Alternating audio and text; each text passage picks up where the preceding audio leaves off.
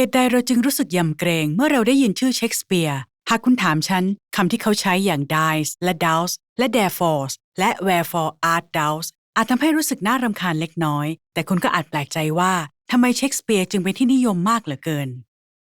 เหตุใดจึงนำบทละครของเขามาทำซ้ำแล้วซ้ำเล่ามากกว่าของนักประพันธ์ท่านอื่นนั่นก็เพราะถ้อยคำของเขาย้อนไปที่ปลายคริสตศตวรรษที่ 1,500 และต้นคริสตศตวรรษที่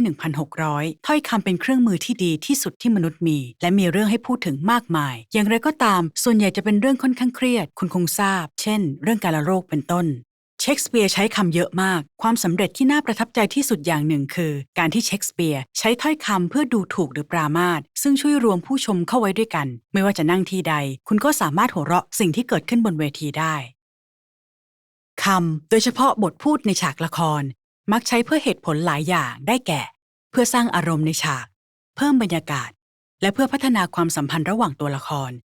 คำดูถูกทำให้เกิดสิ่งดังกล่าวได้โดยใช้เวลาน้อยและเฉียบคมเรามาเริ่มกันที่แฮมเล็ตก่อนจะมีบทสนทนานี้โพโลเนียสเป็นบิดาของโอฟิเลียผู้ซึ่งรักอยู่กับเจ้าชายแฮมเล็ตกษัตริย์คลอดิอุสพยายามหาสาเหตุว่าทำไมเจ้าชายแฮมเล็ตจึงประพฤติตนอย่างบ้าคลั่งตั้งแต่ที่กษัตริย์ได้สมรสกับมารดาของเจ้าชายแฮมเล็ตโพโลเนียสเสนอให้ใช้บุตรสาวของตนเพื่อล้วงความลับนี้จากเจ้าชายแฮมเล็ตหลังจากนั้นเราก็เข้าสู่องค์2ฉาก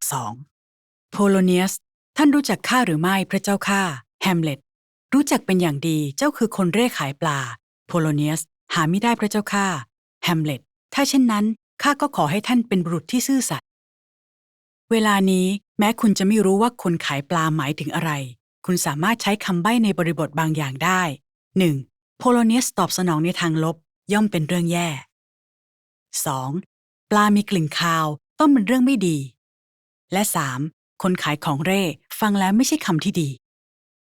ดังนั้นจากที่ไม่ทราบความหมายเลยคุณเริ่มเชื่อมโยงความสัมพันธ์ระหว่างแฮมเล็ตและโพโลเนียสได้ซึ่งไม่ใช่เรื่องดีแต่ถ้าพิจารณาลึกลงไปคำว่าคนเร่ขายปลาหมายถึงตัวแทนบางอย่างและครั้งนี้หมายถึงแมงดาเช่นเดียวกับที่โพโลเนียสเสนอขายลูกสาวของตนเพื่อเงินซึ่งทำไปเพื่อให้ได้รับความโปรดปรานจากกษัตริย์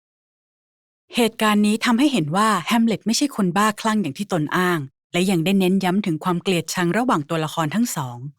ต้องการตัวอย่างเพิ่มใช่ไหมโรมิโอแอนด์จูเลียตเป็นบทละครของเชคสเปียร์ที่มีตัวอย่างของคำดูถูกที่ดีที่สุดเรื่องเกี่ยวกับฝ่ายที่ไม่ถูกกันสองฝ่ายและคู่รักที่มาจากฝ่ายที่ไม่ลงรอยกันจนต้องพลีชีพตนเองแน่นอนว่าในการพบกันย่อมมีการพูดจาเสียดสีกระทบกระทั่งและคุณก็จะไม่ผิดหวังในองค์หนึ่งฉากหนึ่งหลังเริ่มเรื่องความไม่ไว้วางใจและความเกลียดชังที่สมาชิกของทั้งสองครอบครัวคือตระกูลคาพิวเลตและตระกูลมองตะกิวที่มีต่อกันก็ได้แสดงให้เห็นอย่างเด่นชัดเมื่อพวกเขามาเจอกันเกรกอรีข้าจะขมวดคิ้วทุกครั้งที่เดินผ่านเพื่อให้พวกนั้นสังเกตและจดจำไว้แซมสันไม่ล่ะถ้าพวกมันกล้านะข้าจะขบนิ้วโป้งให้มันดูเพื่อให้มันได้รับความอับอายถ้ามันทนได้นะอับราฮัมและเบลทาซาเข้ามาอับราฮัมท่านขบนิ้วโป้งให้พวกเราดูหรือนายท่านแซมสันข้าขบนิ้วโป้งของข้านายท่านอับราฮัม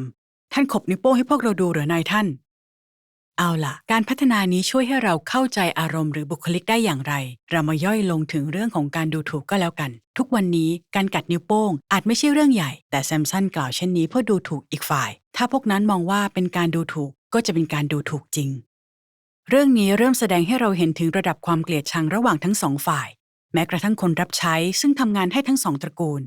และเราจะไม่ทำอะไรใครเว้นเสียแต่ว่าคุณต้องการยั่วเย้าให้เกิดการทะเลาะวิวาทซึ่งกำลังจะเกิดแล้วเมื่อพิจารณาลึกลงไปการกัดนิ้วโป้งในช่วงเวลาที่เรื่องนี้ประพันธ์ขึ้นก็เหมือนกับการให้นิ้วกลางในทุกวันนี้ความรู้สึกค่อนข้างรุนแรงมาพร้อมกับการกระทำกริยาดังกล่าวขณะนี้เราคงเริ่มรู้สึกถึงความตึงเครียดในฉากหลังจากนั้นในฉากเดียวกันไทเบิลจากตระกูลคาพิวเลตได้กล่าวดูถูกแบบเจ็บปวดต่อเบนโวลิโอจากตระกูลมองตะกิวไทเบิลท่านใช้สิ่งใดสู้ในฐานะคนขี้ขลาดหันมาสิเบนโวลิโอหันมาดูความตายของตัวท่านเองเบนโวลิโอข้าพยายามรักษาสันติเก็บดาบท่านเสียเถิดหรือพยายามช่วยข้าแยกคนพวกนี้ไทเบิลมาพูดเรื่องสันติอันใดกันข้าเกลียดคำนี้เหมือนกับที่ข้าเกลียดชังนรกพวกมองตะกิวทั้งหมดและตัวเจ้าคนขี้ขลาดโอเคสำหรับคำว่า heartless hinds พวกเราทราบได้ทันทีว่าไม่ใช่สิ่งที่ดี ครอบครัวทั้งสองตระกูลเกลียดชังซึ่งกันและกันแต่สิ่งนี้เป็นเพียงการเติมเชื้อเพลิงเข้ากองไฟคำกล่าวนี้เจ็บแสบเพียงใดคำว่า heartless Heinz คือคนที่ขี้ขลาดและการใช้คำนี้เรียกคนคนหนึ่งต่อหน้าคนรับใช้ของเขาและตระกูลศัตรูเหมือนท้าสู้นั่นแหละโดยพื้นฐานแล้วไทเบิลท้าทายเบนโวลิโอเพื่อรักษาศักดิ์ศรีของตนเบนโวลิโอจำต้องสู้บทสนทนานี้ช่วยให้เราได้เห็นบุคลิกลักษณะระหว่างตัวละครทั้งสองคนนี้ไทเบิลคิดว่าพวกคาพิวเลตไม่ต่างจากสุนัขขี้ขลาดและไม่มีความเคารพต่อตระกูลนี้แต่อย่างใดซึ่งก็ได้เพิ่มความตึงเครียดอย่างมากเข้ามาในฉากนี้ต่อไปมีส่วนสปอยความหัวร้อนและความเกลียดชังอย่างรุนแรงที่ไทเบิลมีต่อตระกูลคาพิวเลตเป็นสิ่งที่ชาวแวดวงวรรณกรรมเรียกว่าเป็นความสำคัญผิดฮัมมาเชียและใช่แล้วเรื่องนี้ก็ตกทอดไปสู่โรมิโอ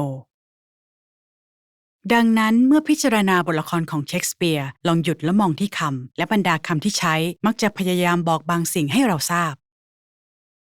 หากคุณชื่นชอบเรื่องราวประวัติศาสตร์กดติดตามรับข่าวสารจากช่องนี้ได้เลยเพราะบทเรียนในวันวานจะช่วยให้เราสามารถรับมือกับความท้าทายในวันนี้ได้